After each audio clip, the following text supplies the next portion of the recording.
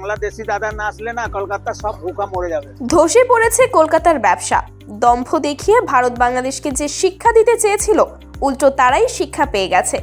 নাকে খত দিয়ে এখন তারাই বাংলাদেশকে ডাকছে, কারণ কলকাতার অধিকাংশ ব্যবসায়ী বাংলাদেশি পর্যটকদের কেন্দ্র করে গড়ে উঠেছে, আর তা এখন মুখ থুবড়ে পড়েছে।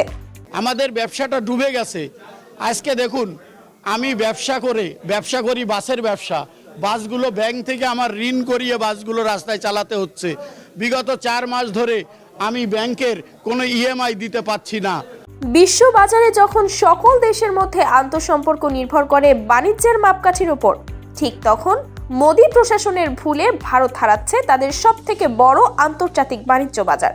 ভারতের দ্বিতীয় রপ্তানিকারক দেশ হিসেবে বাংলাদেশ থেকে ভারতের সর্বোচ্চ রেমিটেন্স আসতো, যার পরিমাণ 16 বিলিয়ন বা 1600 কোটি ডলার।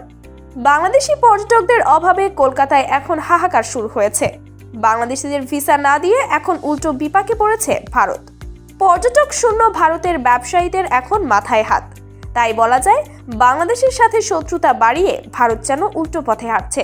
কেনাকাটা, চিকিৎসা এবং পণ্য রপ্তানি করে ভারতের ব্যবসায়ীরা এতদিন দাপটের সাথে টিকে ছিল।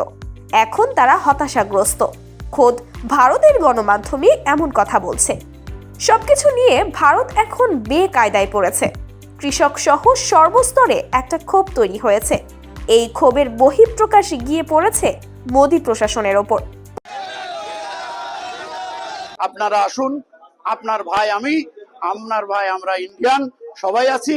আপনাদেরকে সেফ জায়গায় রাখা, সেফ ভাবে চলার দায়িত্ব আমি ভারতীয় হিসাবে বলতে পারি। আসুন। পশ্চিমবঙ্গের জনপ্রিয় গণমাধ্যম প্রথম কলকাতা তাদের এক প্রতিবেদনে ব্যবসায়ীদের করুণ আর্তনাদের চিত্র তুলে ধরেছে।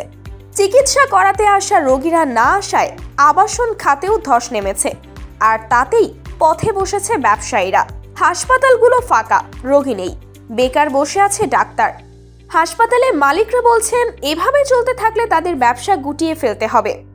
ব্যবসায়ীরা বলছেন, এই অবস্থা চলতে থাকলে আগামী জানুয়ারির মধ্যবর্তী সময়ে অনেক ব্যবসা প্রতিষ্ঠানকে তালা ঝোলাতে হবে। ক্ষতির মুখে পড়ে এখন অনেক ব্যবসায়ীরা তাদের ব্যবসা গুটিয়ে ফেলছে এবং অনাহারে অর্থাহারে দিন কাটাচ্ছে। সবচেয়ে ক্ষতির মুখে আছে নিউ মার্কেটের ব্যবসায়ীরা। দিল্লি প্রথমে ভেবেছিল তারা বাংলাদেশকে উড়িয়ে দেবে, কিন্তু ডক্টর ইউনূস যে মানের আন্তর্জাতিক ব্যক্তিত্ব, রাজনীতি এবং কুচকৌশলে যে তার ধারের কাছেও কেউ নেই, দেরিতে হলেও তা বুঝে গেছে দিল্লি। কলকাতার এই অসহায়ত্বের মধ্যেই ভারত বুঝে গেছে ডক্টর ইউনূসের সাথে লড়তে গেলে তাদেরই ক্ষতি হবে। তাই ভারত এখন রাষ্ট্রীয়ভাবেই বাংলাদেশের সাথে আগ বাড়িয়ে সুসম্পর্ক বজায় রাখার চেষ্টা করছে। ভারতের কূটনীতি যে এখন বাংলাদেশের কাছে ব্যর্থ হয়েছে, এটা প্রমাণিত।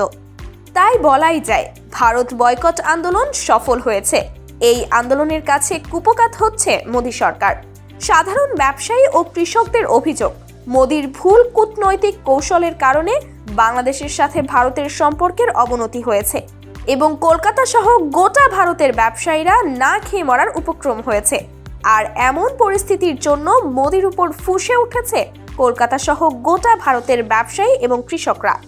আসন্ন নির্বাচনে মোদীর ভরাডুবি চাইছে ভারতের ব্যবসায়ীরা। দলমত নির্বিশেষে সর্বস্তরের মানুষ মোদী সরকারের পতন চায়। মোদী প্রশাসনের কবর রচিত হোক, এই রকম প্রত্যাশা করছে ব্যবসায়ীরা।